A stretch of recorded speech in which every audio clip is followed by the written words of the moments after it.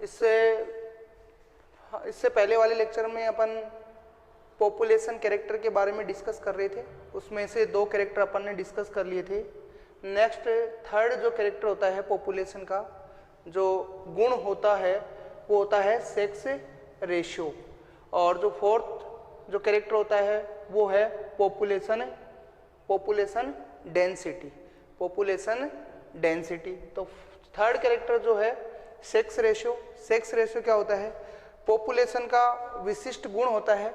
Sex ratio में अपन क्या देखते हैं कि यदि इसमें अपन मेल और फीमेल का रेशियो पॉपुलेशन में कितना है वो इसके अंदर इंक्लूड किया जाता है। मेल और फीमेल का जो रेशियो है ये पॉपुलेशन का कैरेक्टर है, जबकि इंडिविजुअल में अपन या तो मेल होता है या फीमेल होता है। तो सेक्स रेशियो में लिंग अनुपात अपन इसको बोलते हैं।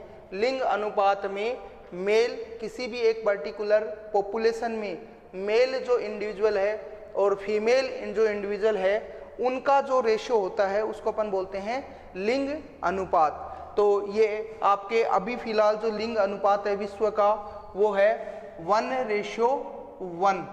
ये लिंग अनुपात विश्व का अभी आज की डेट में 1:1 है।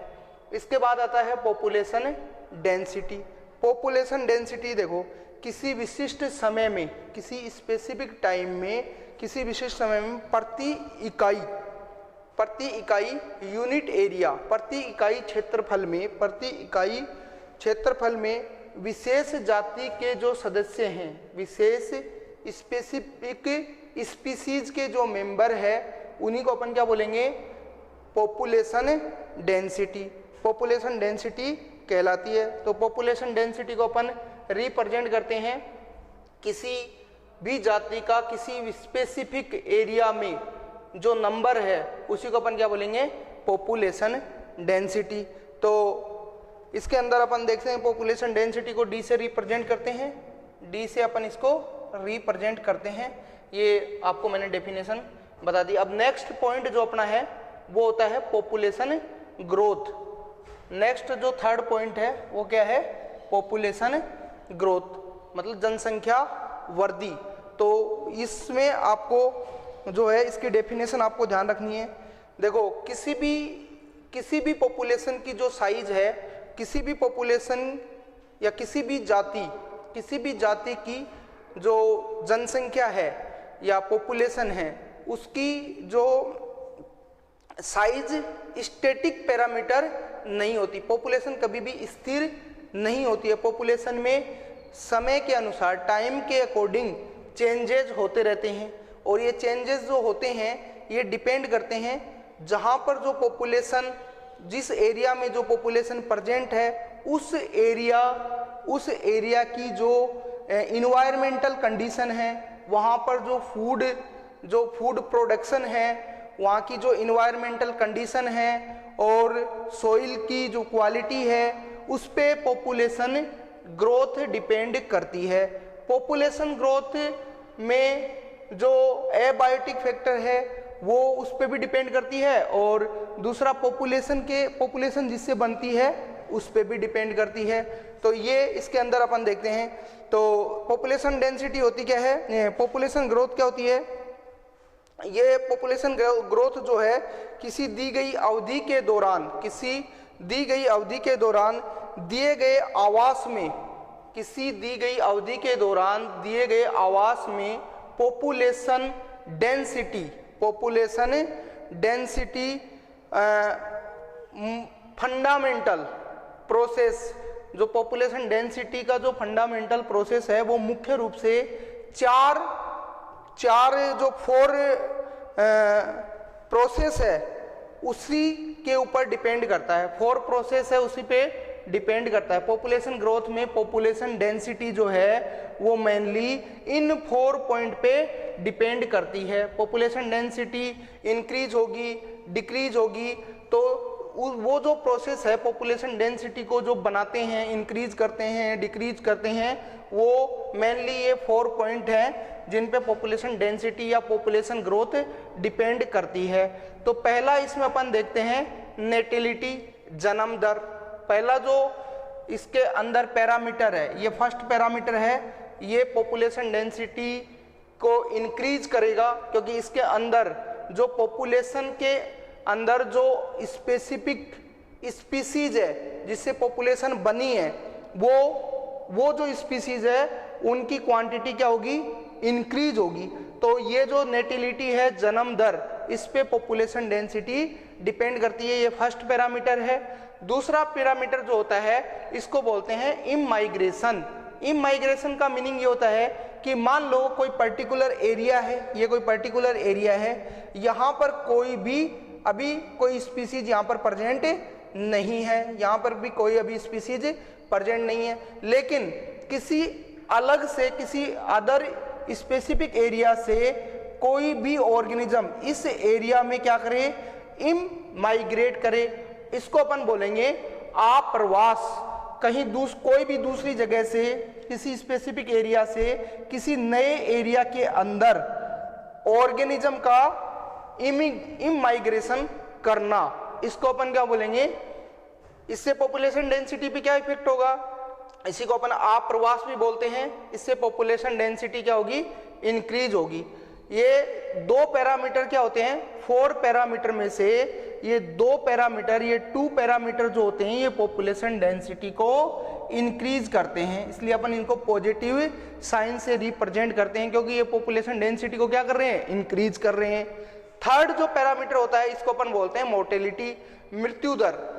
थर्ड जो पैरामीटर है ये है मृत्यु दर। ये भी ये पॉपुलेशन डेंसिटी को क्या करेगा, डिक्रीज करेगा, क्योंकि अगर किसी पॉपुलेशन में कोई ऑर्गेनिज्म है, उनकी जो मोर्टेलिटी है वो ज्यादा है, अगर मोर्टेलिटी ज्यादा है, मृत्यु दर ज्यादा है, तो पॉपुलेशन डेंसिटी क्या होगी, डिक्रीज होगी। पॉपुलेशन डेंसिटी क्या होगी, डिक्रीज होगी। नेक्स्ट जो पैरामीटर है उसको बोलते हैं इमिग्रेशन। इमिग्रेशन का मीनिंग जस्ट इमाइग्रेशन से अपोजिट होता है। मान लो किसी पर्टिकुलर एरिया से कोई भी ऑर्गेनिज्म, जहां पर पहले कोई ऑर्गेनिज्म प्रेजेंट नहीं था, वहां पर इमाइग्रेट करता है, तो पॉपुलेशन डेंसिटी क्या होती है, इंक्रीज होती है। लेकिन यहां पर पहले से कोई पॉपुलेशन प्रेजेंट है और यहां से इमिग्रेट करता है कोई भी ऑर्गेनिज्म या ग्रुप ऑफ ऑर्गेनिज्म, यहां से इमिग्रेट करता है किसी अदर एरिया में, तो उससे क्या होगा, पॉपुलेशन डेंसिटी क्या होगी, डिक्रीज होगी। तो ये चारों पैरामीटर में से 2 पैरामीटर ऐसे हैं जिससे पॉपुलेशन डेंसिटी क्या होती है, इंक्रीज होती है। इनको अपन पॉजिटिव साइन से रिप्रेजेंट करते हैं। सेकंड जो 2 पैरामीटर है उनसे पॉपुलेशन डेंसिटी क्या होती है, डिक्रीज होती है। इनको अपन नेगेटिव साइन से रिप्रेजेंट करते हैं। ये मैंने ग्राफ की फॉर्म में इसको यहाँ पर बनाया है, तो इसको आप देख सकते हैं कि नेटिलिटी अगर इंक्रीज हो रही है, नेटिलिटी अगर बढ़ती है, मतलब जन्म दर अगर ज्यादा है, इसको अपन जन्म दर को B से रिप्रेजेंट करते हैं, बर्थ रेट, तो पॉपुलेशन डेंसिटी क्या होगी, इंक्रीज होगी। दूसरा, अगर कहीं पर कोई पर्टिकुलर एरिया में कोई भी स्पीसीज प्रेजेंट नहीं है, लेकिन किसी अदर एरिया से उस एरिया में कोई नई स्पीसीज या ऑर्गेनिज्म इमिग्रेट करता है, इसको I से रिप्रेजेंट करते हैं, तो भी पॉपुलेशन डेंसिटी क्या होगी, इंक्रीज होगी। अतः इसको अपन पॉजिटिव साइन से रिप्रेजेंट करते हैं। थर्ड जो होता है इसको अपन बोलते हैं मोर्टेलिटी, यानी मृत्यु दर।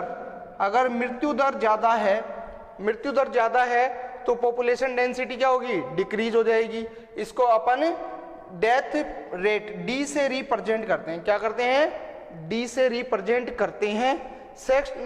नेक्स्ट जो 4 पॉइंट है वो होता है इमिग्रेशन। इमिग्रेशन से भी क्या होगा, पॉपुलेशन डेंसिटी डिक्रीज होगी, क्योंकि पर्टिकुलर एरिया से कोई भी ऑर्गेनिज्म है वहां से क्या कर जाएगा, पलायन कर जाएगा, बाहर निकल जाएगा, तो पॉपुलेशन डेंसिटी डिक्रीज हो जाएगी। तो इसको अपन बोलते हैं इमिग्रेशन, इसको रिप्रेजेंट करते हैं E से। अब इसको अपन देखते हैं कौन से फैक्टर है जिससे पॉपुलेशन डेंसिटी इंक्रीज होगी, बढ़ेगी, और कौन से जिससे डिक्रीज होगी। यदि मान लो इसको मैंने ऐसे रिप्रेजेंट किया कि यदि कहीं पर B बर्थ रेट और इमिग्रेशन I, अगर इन दोनों, ये दोनों ज्यादा है, किससे ज्यादा है, इमिग्रेशन एंड डेथ फैक्टर या डेथ रेट से या मोटिलिटी से ज़्यादा है तो पॉपुलेशन डेंसिटी क्या होगी, पॉपुलेशन डेंसिटी इंक्रीज होगी। और यदि इसका जस्ट अपोजिट अपन ऐसे लिखें इसको कि इमिग्रेशन और डेथ रेट ज़्यादा है, किससे, बर्थ रेट या नेटिलिटी इमाइग्रेशन आई से, तो पॉपुलेशन डेंसिटी क्या होगी, डिक्रीज होगी। ये 4 पैरामीटर में से जो बर्थ रेट यानी कि नेटिलिटी और मोर्टेलिटी, नेटिलिटी एंड मोर्टेलिटी, ये दोनों पैरामीटर किसी भी पर्टिकुलर स्पीसीज में ज़्यादा इम्पोर्टेंट होते हैं। ये पैरामीटर ही डिसाइड करते हैं कि पॉपुलेशन डेंसिटी इंक्रीज होगी या डिक्रीज होगी। इसके बाद जो ये दोनों पैरामीटर है, ये दोनों पैरामीटर ये एक स्पेशल कंडीशन में ही, जैसे स्पेशल कंडीशन कहाँ पे, जैसे मान लो कि कोई नया एरिया है जहाँ पर पहले से कोई ऑर्गेनिज्म प्रेजेंट नहीं है, जहाँ पर पहले से कोई ऑर्गेनिज्म प्रेजेंट नहीं है और वहाँ पर कोई नई स्पीसीज का ओरिजिन होता है और नई स्पीसीज आती है, तो यहाँ पर ये जो मोर्टेलिटी और नेटिलिटी फैक्टर है ये ज़्यादा पावरफुल नहीं होता, ये पॉपुलेशन डेंसिटी को बढ़ाने में ज़्यादा पावरफुल नहीं होता। इसका कारण क्या है, क्यों नहीं होता, इसका रीज़न ये है क्योंकि ये दोनों जो फैक्टर हैं, इन दोनों फैक्टर में टाइम जो होता है वो ज़्यादा टाइम लगेगा। और जबकि इमाइग्रेशन जो होता है, इमाइग्रेशन का मीनिंग ये होता है कि जितने टाइम में यहाँ पर बर्थ रेट यहाँ पर ज़्यादा होगी, उससे कम टाइम में ही इमाइग्रेशन इस पॉपुलेशन डेंसिटी को इंक्रीज कर देता है। तो ये जो फैक्टर हो गए अपने पास पॉपुलेशन ग्रोथ के। इसके बाद तो ये हो गया पॉपुलेशन डेंसिटी, पॉपुलेशन ग्रोथ को जो प्रभावित करने वाले कारक है, इनमें से 4 कारक हैं, टोटल कितने, 4 कारक है। इनमें से जो जन्म दर है, जो सामान्य परिस्थितियों में पॉपुलेशन घनत्व को या पॉपुलेशन ग्रोथ को सबसे ज़्यादा प्रभावित करने वाला कारक कौन सा है, मृत्यु दर और जन्म दर। जबकि विशेष परिस्थिति में कहाँ पर, मान लो जहाँ पर कॉलोनाइजेशन हुआ है, सबसे पहले जो कॉलोनी बन रही है, तो वहाँ पर विशेष परिस्थिति होती है, तो वहाँ उस कंडीशन में यहाँ पर पॉपुलेशन डेंसिटी को प्रभावित करने वालों कारकों में इमिग्रेशन और इमाइग्रेशन ज़्यादा प्रभावित होता है।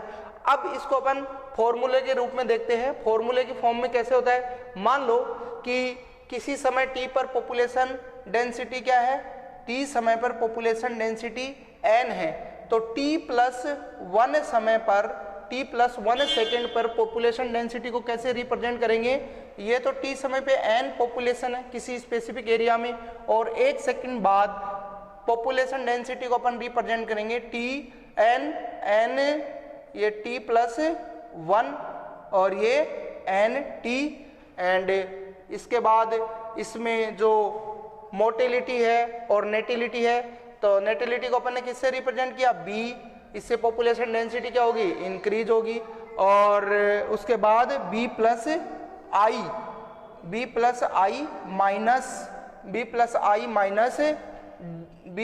माइनस, इसके बाद आ जाएगा इसमें d+e,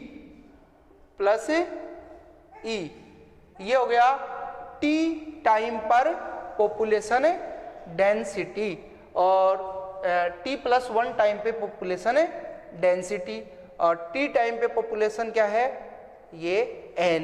किसी पर्टिकुलर एरिया में t टाइम पे पॉपुलेशन डेंसिटी क्या है, n है, और t+1 टाइम पर पॉपुलेशन डेंसिटी यहाँ पर बर्थ रेट इमिग्रेशन में चेंज होगा और डेथ रेट और इमाइग्रेशन में चेंज होता है।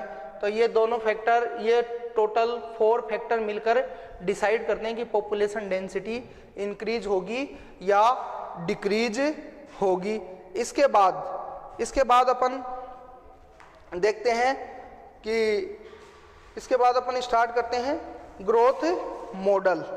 इसके बाद अपन स्टार्ट करेंगे ग्रोथ मॉडल, वर्दी, प्रारूप, प्रतिरूप, इसको अपन ग्रोथ मॉडल से रिप्रेजेंट, ग्रोथ मॉडल बोलते हैं। ग्रोथ मॉडल क्या होता है वो आपको मैं अभी इसके बाद अपन देखते हैं।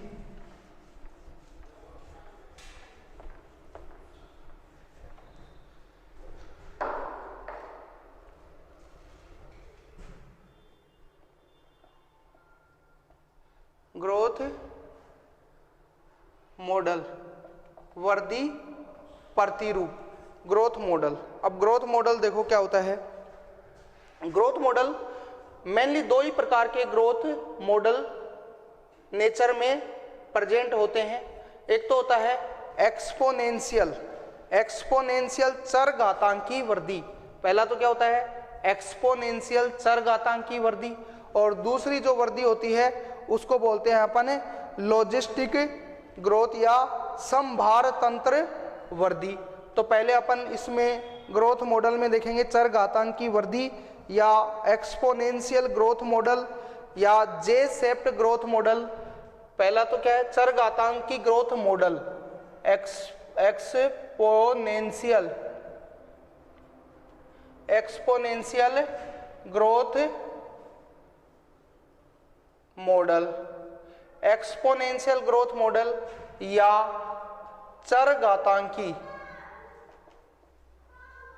चरघातांकीय वृद्धि प्रारूप, वृद्धि प्रारूप,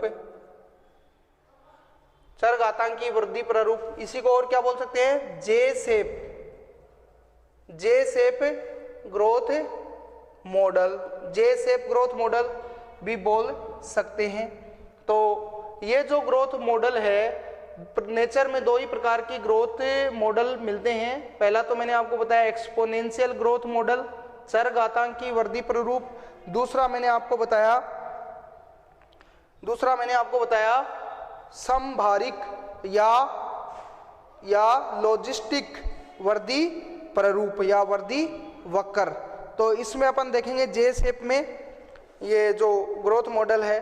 तो देखो आइडियल कंडीशन में ये जो एक्सपोनेंशियल ग्रोथ है, ये आइडियल कंडीशन में अपन इसको मानते हैं, क्योंकि देखो कोई भी आवास है, कोई भी हैबिटेट, कोई भी आवास है नेचर के अंदर, उसके अंदर यदि कोई स्पीसीज अपनी ग्रोथ में इंक्रीज कर रही है, अपनी ग्रोथ में क्या कर रही है इंक्रीज कर रही है, वो अपनी ग्रोथ बढ़ा रही है, नंबर अपने इंक्रीज कर रही है, तो वो अपनी ग्रोथ को इंक्रीज करेगी। तो उसके लिए क्या है सबसे पहली रिक्वायरमेंट है वहां पर जो रिसोर्स है, अगर वो रिसोर्स अनलिमिटेड अमाउंट में प्रेजेंट है तो इस प्रकार की ग्रोथ वहां पर प्रेजेंट होगी। लेकिन नेचर में अनलिमिटेड रिसोर्स कहीं पर भी प्रेजेंट नहीं होते हैं।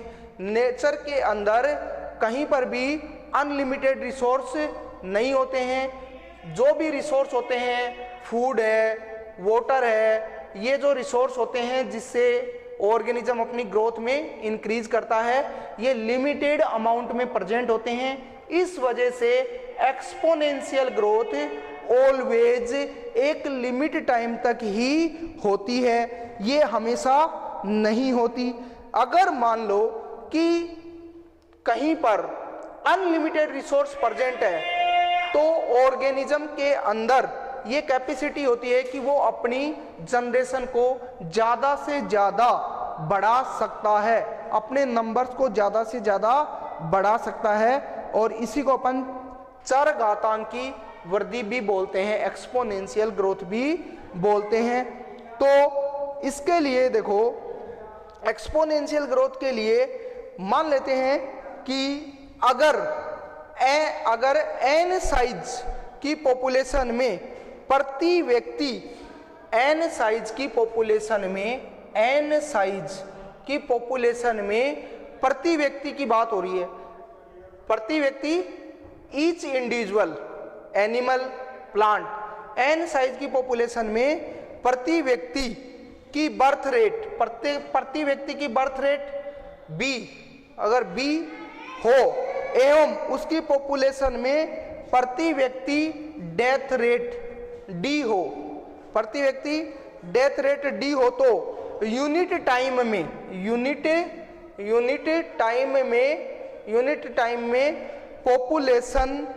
पॉपुलेशन यूनिट टाइम मतलब टी, यूनिट टाइम टी में पॉपुलेशन को अपन किससे रिप्रेजेंट करेंगे, D N upon D T and birth rate minus death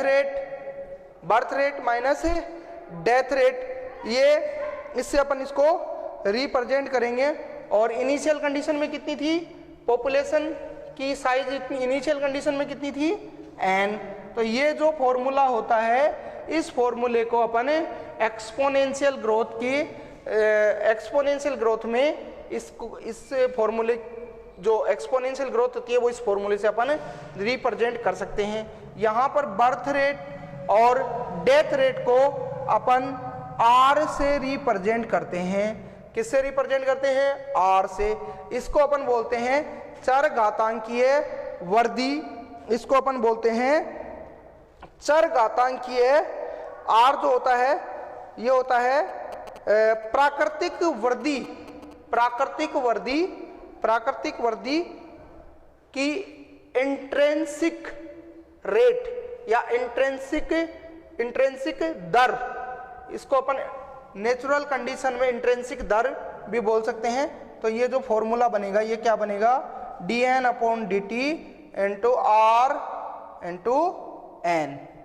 ये जो होता है ये एक्सपोनेंशियल ग्रोथ को रिप्रेजेंट करता है। यदि इसको अपन समाकलित करते हैं, इसका इंटीग्रेशन करते हैं, तो ये जो फॉर्मूला आता है एक्सपोनेंशियल ग्रोथ के लिए, इसको अपन लिख सकते हैं N T N naught R N naught, इसको अपन लिखेंगे N T N naught R की पावर ई की पावर आर टी, ई की पावर आर इंटू टी। ये हो गया एक्सपोनेंशियल ग्रोथ को रिप्रेजेंट। ये टी टाइम में और ये जीरो टाइम में पॉपुलेशन डेंसिटी।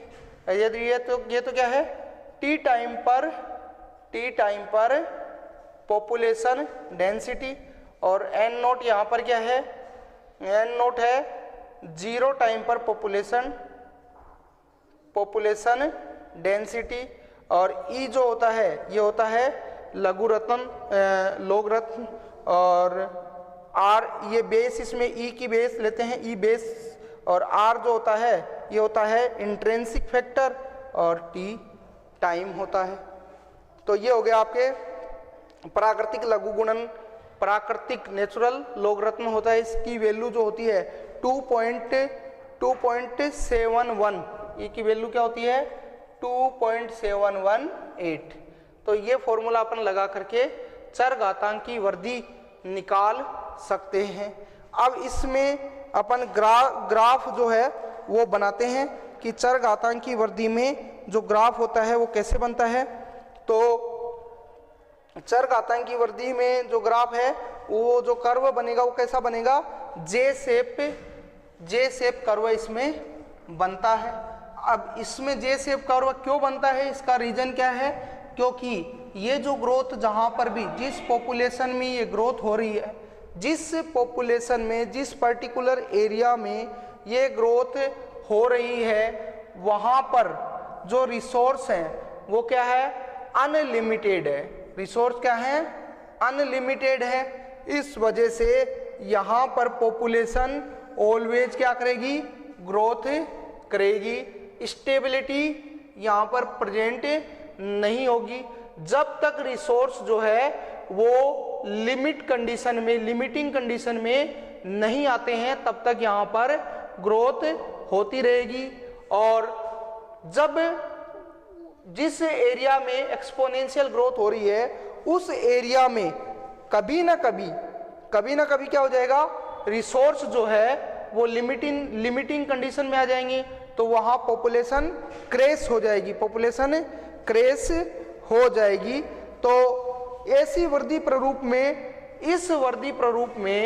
इस ग्रोथ मॉडल में जो फेज होते हैं वो ओनली 2 फेज प्रेजेंट होती है। पहली जो फेज होती है वो होती है लेग फेज। पहली जो फेज होती है इसमें वो होती है लेग फेज। क्या होती है? Lag phase. लेग फेज, ये वाली जो फेज होती है इसको अपन बोलते हैं लेग फेज। इस कंडीशन में जो होती है पॉपुलेशन में ग्रोथ बहुत ही कम या एब्सेंट होती है, ग्रोथ नहीं होती है। क्यों नहीं होती है? क्योंकि ये जो फेज होती है इस फेज में ऑर्गेनिज्म जिस पर्टिकुलर एरिया में ग्रोथ कर रहा है उस पर्टिकुलर एरिया में या उस पर्टिकुलर इन्वायरमेंट में, नेचुरल इन्वायरमेंट में अपने आप को स्टेबलाइज करता है, उसके अनुकूल अपने आप को बनाता है ताकि वो सरवाइव कर सके।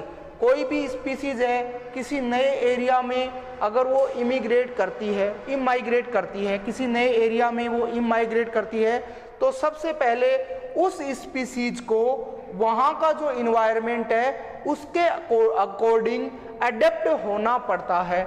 अगर वो उसके अकॉर्डिंग अडेप्ट नहीं होती है तो उसकी डेथ हो जाती है। ये डार्विन ने वो सर्वाइवल ऑफ फिटेस्ट या नेचुरल सिलेक्शन की जो थ्योरी दी थी वो थ्योरी यहाँ पर अप्लीकेबल होती है। यूनिवर्स में वो थ्योरी सभी जगह एप्लीकेबल होती है। यहाँ पर इस कंडीशन में ये जो ऑर्गेनिज्म है ये इस इन्वायरमेंट के अकॉर्डिंग अपने आप को अडेप्ट करता है। तो इस टाइम में पॉपुलेशन ग्रोथ जो है वो मिनिमम या एब्सेंट, मिनिमम होती है, बहुत कम होती है या न के बराबर होती है। उसके बाद जैसे ही ये अडेप्ट हो जाता है फिर यहाँ पर आपको पता है कि जो नेचुरल रिसोर्स है वो क्या है? अनलिमिटेड है। अनलिमिटेड है तो क्या होगा? ग्रोथ एक्सपोनेंशियली ग्रोथ होगी। एक्सपोनेंशियल ग्रोथ होगी। एक्सपोनेंशियल ग्रोथ क्यों होगी? क्योंकि जो रिसोर्स है यहाँ पर जो नई स्पीसीज आई है उसके लिए रिसोर्स जो है वो क्या है? अनलिमिटेड अमाउंट में है। तो यहाँ पर जो ग्रोथ होगी वो क्या होगी? एक्सपोनेंशियल ग्रोथ होगी। और ये एक्सपोनेंशियल ग्रोथ यहाँ से अपन इसको रिप्रेजेंट करते हैं और इसको अपन किस फॉर्मूला इसका dn/dt r/n, ये एक्सपोनेंशियल ग्रोथ है। ये जो r है ये नेचुरल इंट्रिंसिक फैक्टर है। ये इन्वायरमेंट के एबायोटिक और बायोटिक जो फैक्टर है उनके ऊपर डिपेंड करता है, इसलिए इसको पर नेचुरल चरघातांकी वृद्धि दर कहते हैं। तो ये हो गया एक्सपोनेंशियल ग्रोथ मॉडल। इसमें ओनली कितनी फेज प्रेजेंट होती है? एक्सपोनेंशियल फेज और लेग फेज, ये दोनों फेज, इसमें ओनली 2 फेज ही प्रेजेंट होती है। इसके बाद जो ग्रोथ मॉडल है, अब इसमें आपके एनसीईआरटी में एक्सपोनेंशियल ग्रोथ मॉडल का डायग्राम जो बना रखा है वो एक्सपोनेंशियल ग्रोथ मॉडल ये इस प्रकार से बना रखा है। इसमें 2 ग्राफ एक ही जगह पर बना रखे हैं, ये अपन अलग अलग देख रहे हैं तो इसमें कोई डाउट आपको करना नहीं है। ये एक्सपोनेंशियल ग्रोथ मॉडल हो गया। इसके बाद जो ग्रोथ मॉडल आता है वो होता है लॉजिस्टिक ग्रोथ मॉडल। तो लॉजिस्टिक ग्रोथ मॉडल कब बनता है? जब नेचुरल रिसोर्स क्या हो? लिमिट अमाउंट में हो।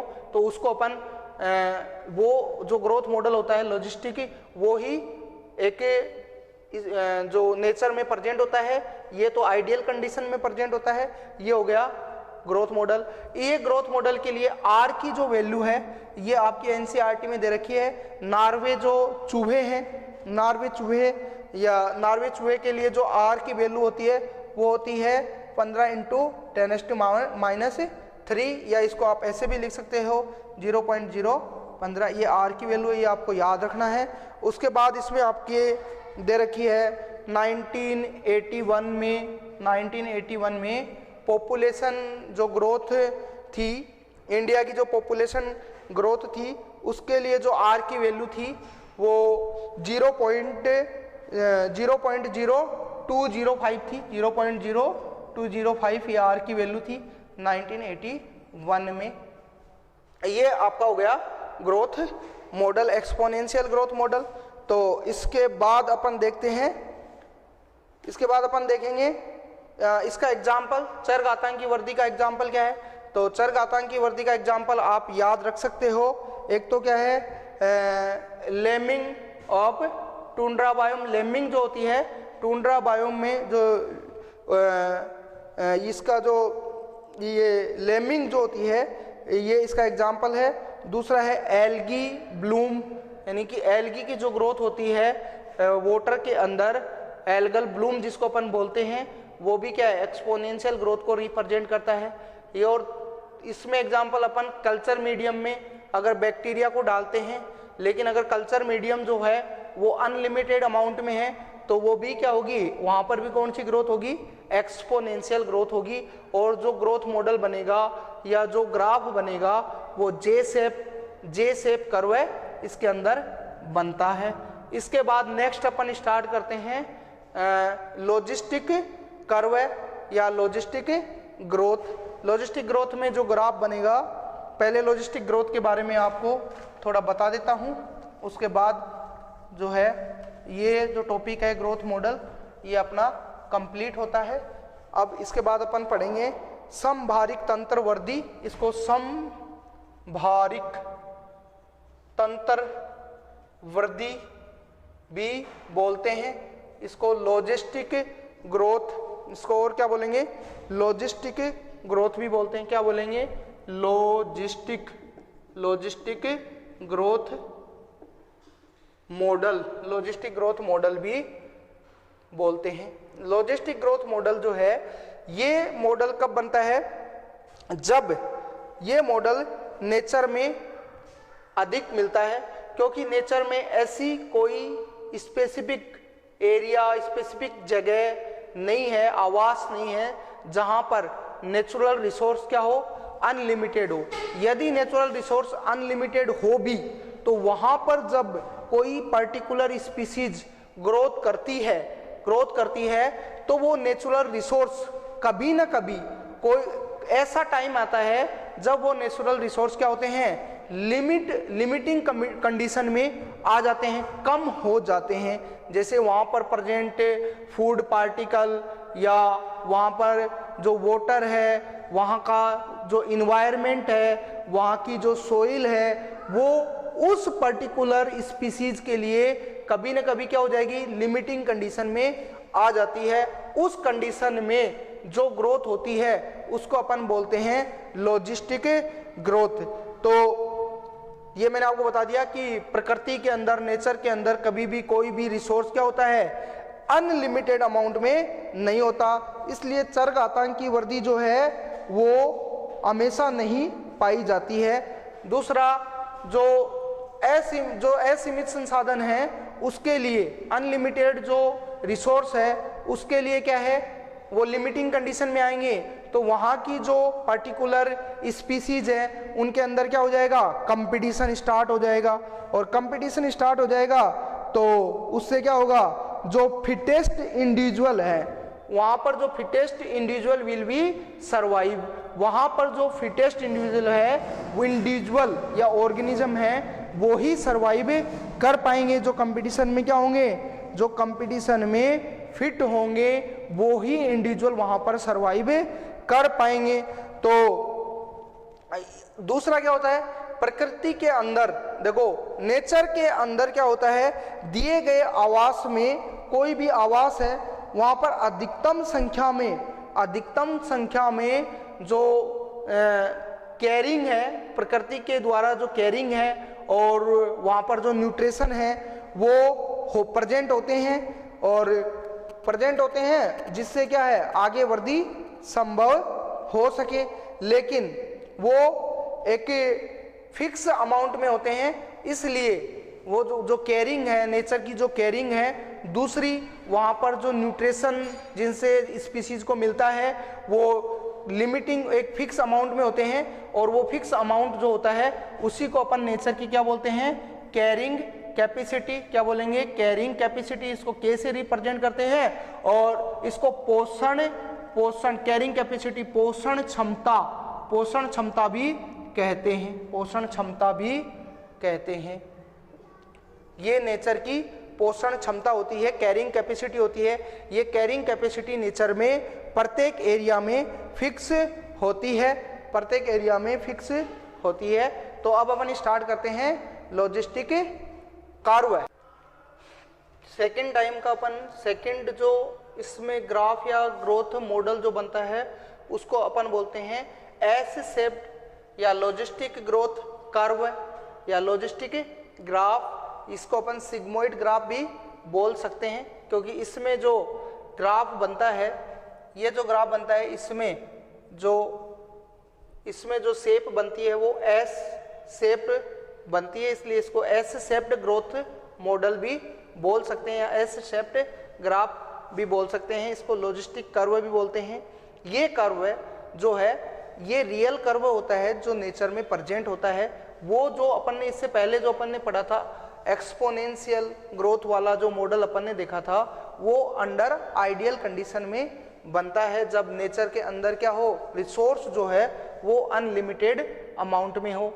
लेकिन यदि कहीं पर रिसोर्स अनलिमिटेड अमाउंट में प्रेजेंट हो भी तो कभी ना कभी वो क्या है, लिमिटिंग कंडीशन में जरूर आते हैं, एसेंशियल है। इसी वजह से नेचर में जो ग्राफ है या वृद्धि मॉडल या ग्रोथ मॉडल जो पाया जाता है वो ग्रोथ मॉडल सिग्मोइड या लॉजिस्टिक ग्रोथ मॉडल ही होता है। ये इसी को अपन ये जो ग्रोथ मॉडल होता है ये इम्पोर्टेंट ग्रोथ मॉडल है, क्योंकि नेचर में यही प्रेजेंट होता है। इसी को अपन ट्रू प्रकार का ग्रोथ मॉडल या ग्रोथ मॉडल बोल सकते हैं। तो इसके अंदर देखो क्या होता है, अपन ने जो एक्सपोनेंशियल ग्रोथ देखी थी अभी, जो इससे पहले अपन ने एक्सपोनेंशियल ग्रोथ मॉडल बनाया था, वो तो तब प्रेजेंट होता है जब क्या हो, रिसोर्स अनलिमिटेड हो। और ये कब बनता है, जब रिसोर्स क्या हो, नेचर में लिमिटेड हो, या जो नेचर की जो है जो न्यूट्रिशन या जो कैरिंग जो कैपेसिटी है वो क्या हो, फिक्स होती है। नेचर की जो कैरिंग कैपेसिटी क्या होती है, फिक्स होती है, और उसके अकॉर्डिंग ये इस जो नेचर के अंदर जो ग्रोथ होती है वो कैरिंग कैपेसिटी के अकॉर्डिंग ही प्रेजेंट होती है। तो इस मॉडल में जो फेज है, इस मॉडल में टोटल जो फेज होते हैं वो होते हैं 5 फेज इसमें प्रेजेंट होते हैं, जबकि जो एक्सपोनेंशियल ग्रोथ मॉडल अपन ने देखा था उसमें ओनली 2 फेज ही प्रेजेंट होते हैं, lag phase and exponential phase. जबकि इसमें कितने फेज प्रेजेंट होते हैं, कितनी प्रावस्था इसमें पाई जाती है, टोटल 5 प्रावस्था इस ग्रोथ मॉडल में प्रेजेंट होती है, जिसको अपन ने एस शेप्ड ग्रोथ मॉडल बोला है, या जो एस शेप्ड जो ग्रोथ मॉडल बनता है। तो इसमें टोटल कितनी अवस्थाएं मिलती है, 5 अवस्थाएं पाई जाती है। पहली जो फेज होती है इसमें लेग फेज, फर्स्ट जो फेज होती है उसको अपन बोलते हैं लेग फेज। तो लेग फेज में जो स्पीसीज है वो ग्रोथ बहुत ही कम करती है, बिल्कुल कम ग्रोथ उसमें होती है। ये मैंने आपको पहले बताया है कि लेग फेज में जो भी ऑर्गेनिज्म है वो अपने आप को क्या करता है, नेचर के अकॉर्डिंग एडेप्ट करता है, अपने आप को नेचर के अकॉर्डिंग चेंज करता है ताकि वहां पर वो सरवाइव कर सके। दूसरा जो इसके अंदर सेकंड जो इसके अंदर फेज आती है उसको अपन बोलते हैं पॉजिटिव एक्सीलरेशन, या पॉजिटिव मतलब धनात्मक त्वरण प्रकार की ग्रोथ। या इस पॉजिटिव एक्सीलरेशन फेज में क्या होता है, जो स्पीसीज है वो क्या है, ग्रोथ करती है। उसमें क्या होती है, ग्रोथ होती है, क्योंकि उस टाइम पर जब ग्रोथ हो रही होती है तो नेचर के अंदर जो रिसोर्स है वो प्रेजेंट होते हैं और जो पॉपुलेशन डेंसिटी होती है वो कम होती है, तो यहाँ पर पॉजिटिव ग्रोथ प्रेजेंट होती है। पॉजिटिव ग्रोथ होने के बाद यहाँ पर जो नेक्स्ट फेज आती है उसको अपन बोलते हैं एक्सपोनेंशियल फेज। उसको अपन क्या बोलेंगे, एक्सपोनेंशियल फेज। एक्सपोनेंशियल फेज में जो होता है, जो ग्रोथ की जो नेक्स्ट फेज आती है, इसमें थर्ड फेज कौन सी आती है, एक्सपोनेंशियल फेज। तो इस फेज में क्या होता है कि जो ऑर्गेनिज्म है वो अपनी कैपेसिटी, अपनी हाई कैपेसिटी के अकॉर्डिंग क्या करता है, ग्रोथ करता है और डेंसिटी को हाईली इंक्रीज करता है, एक्सपोनेंशियल ग्रोथ होती है। उसके बाद इसमें नेगेटिव एक्सीलरेशन, जो नेक्स्ट फोर्थ फेज आती है वो होती है नेगेटिव एक्सीलरेशन।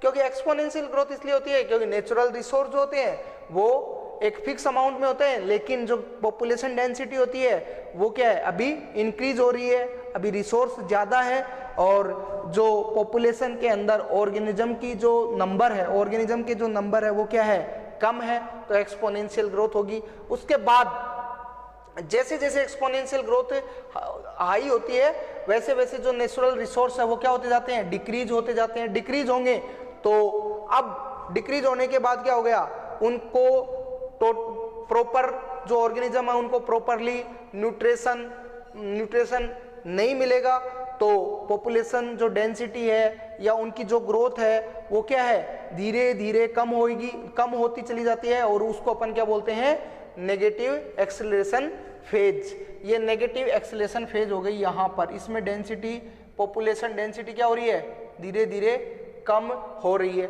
और उसके बाद जो लास्ट फेज आती है उसको अपन बोलते हैं स्टेशनरी फेज।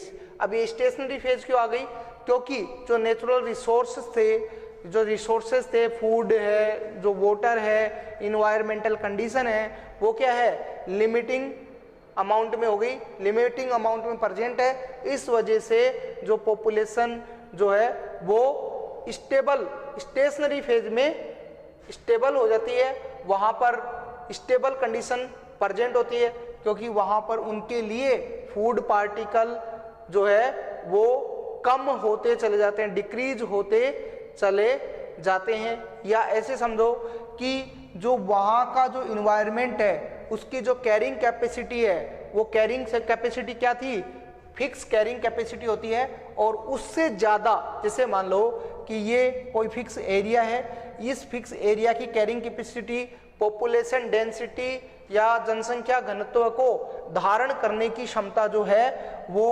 1000 है। तो जब तक यहाँ पर इंडिविजुअल ऑर्गेनिज्म का नंबर 1000 नहीं होता है तब तक यहाँ पर पॉपुलेशन डेंसिटी इंक्रीज होती चली जाएगी। लेकिन इसकी जो धारण क्षमता है, कैरिंग जो कैपेसिटी है इस एरिया की क्या है, वो है फिक्स, वो हमेशा फिक्स होती है। अब इससे ज़्यादा ये जो एरिया है ये कैरिंग नहीं कर सकता पॉपुलेशन का, इसलिए इससे ज़्यादा यहाँ पर पॉपुलेशन डेंसिटी इंक्रीज नहीं होती, और ये जो वैल्यू है ये क्या है, कांस्टेंट वैल्यू है। इस कैरिंग कैपेसिटी को अपन K से रिप्रेजेंट करते हैं, तो जो इसके अंदर फॉर्मूला जो होता है वो होता है dN/dt Rn K-1/K। यहाँ पर K जो है वो कैरिंग कैपेसिटी है और N क्या है, ये है इंडिविजुअल नंबर, जो पॉपुलेशन के नंबर है वो इसके अंदर यहाँ पर समय t पर पॉपुलेशन डेंसिटी क्या है, n है। तो ये हो गई इसका फॉर्मूला। अब इसको अपन, तो इसके अंदर एक इम्पोर्टेंट बात ये है कि अधिकांश जो नेचर के अंदर ग्रोथ जो होती है या ग्रोथ जो मॉडल होता है वो लॉजिस्टिक ग्रोथ मॉडल ही पाया जाता है, लॉजिस्टिक ग्रोथ मॉडल ही पाया जाता है, एस शेप्ड कर्व ही प्रेजेंट होता है। आइडियल कंडीशन में अपन ऐसा मान सकते हैं कि एक्सपोनेंशियल ग्रोथ मॉडल भी प्रेजेंट हो सकता है, इसीलिए इसको ट्रू प्रकार का ग्रोथ मॉडल बोला जाता है। इसके बाद एक्सपोनेंशियल ग्रोथ मॉडल और लॉजिस्टिक ग्रोथ मॉडल में डिफरेंस क्या है, तो ये मैं आपको अभी बता देता हूँ। टोटल जो डिफरेंस है एक्सपोनेंशियल ग्रोथ मॉडल में और लॉजिस्टिक या एस शेप्ड ग्रोथ मॉडल में, वो फर्स्ट जो डिफरेंस है, फर्स्ट डिफरेंस ये होता है कि एक्सपोनेंशियल जो ग्रोथ मॉडल है उसके अंदर जो फेज हैं वो कितने फेज बताए थे मैंने आपको, वो टोटल कितने फेज होते हैं, 2 फेज ही प्रेजेंट होते हैं। पहला तो कौन सा फेज, लैग फेज, और दूसरा एक्सपोनेंशियल फेज, उसमें ओनली 2 फेज प्रेजेंट होते हैं। दूसरा, जबकि ये जो लॉजिस्टिक जो कर्व होता है इसके अंदर टोटल कितनी प्रावस्थाएं, कितने फेज पाए जाते हैं, टोटल 5 फेज प्रेजेंट होते हैं। और सेकंड जो डिफरेंस होता है ये जो ग्रोथ मॉडल है ये जो नेचर के अंदर लिमिटिंग कंडीशन में जो रिसोर्स होते हैं वहां पर मिलता है, जबकि वो जो ग्रोथ मॉडल है कौन सा, एक्सपोनेंशियल, वो ग्रोथ मॉडल कहां पर मिलता है, या वो वैसी जो ग्रोथ है वो कहां पर प्रेजेंट होती है, जहां पर नेचर के अंदर अनलिमिटेड अमाउंट में रिसोर्स प्रेजेंट होते हैं, हैबिट, आवास स्थान, अनलिमिटेड फूड, अनलिमिटेड अमाउंट में अगर प्रेजेंट है तो उसको वहां पर जो ग्रोथ मॉडल होगा, वहां पर जो ग्रोथ होगी वो कैसी होगी, एक्सपोनेंशियल ग्रोथ होगी। ये सेकंड डिफरेंस हो गया।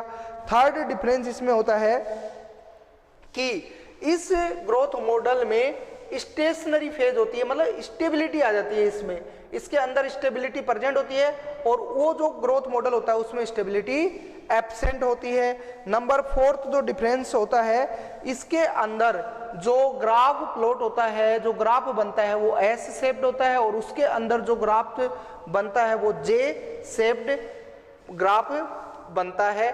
थर्ड इसके एग्जाम्पल, तो इसमें देखो जो ये आपको एक्सपोनेंशियल ग्रोथ मॉडल मैंने आपको बताया था, इसमें आपको मैंने एग्जांपल बताया था कि कल्चर मीडियम यदि अनलिमिटेड अमाउंट में प्रेजेंट है तो वहां पर जो बैक्टीरिया की ग्रोथ होगी वो एक्सपोनेंशियल ग्रोथ मॉडल को शो करती है, जबकि यदि लिमिटेड अमाउंट में अगर वहां पर अपन रिसोर्स यानी कि उस जो अपन ने कल्चर मीडियम लिया है उस कल्चर मीडियम के अंदर जो कल्चर मीडियम का अमाउंट अगर वो अपन फिक्स रखें तो उसके अंदर जो ग्रोथ होगी वो कैसी होगी, एस शेप्ड या सिग्मोइड या लॉजिस्टिक ग्रोथ प्रेजेंट होती है। इसका एग्जाम्पल जो होता है वो एल्गल ब्लूम है। एल्गल ब्लूम मैंने आपको बताया था, जो एक फिक्स टाइम पर उसकी जो ग्रोथ है एल्गी की वो फिर स्टेबल हो जाती है। ये हो गए आपके ग्रोथ मॉडल। तो नेचर के अंदर टोटल कितने ग्रोथ मॉडल प्रेजेंट होते हैं, 2 टाइप के ग्रोथ मॉडल पाए जाते हैं। इसके बाद अपन नेक्स्ट जो पॉइंट है वो स्टार्ट करेंगे।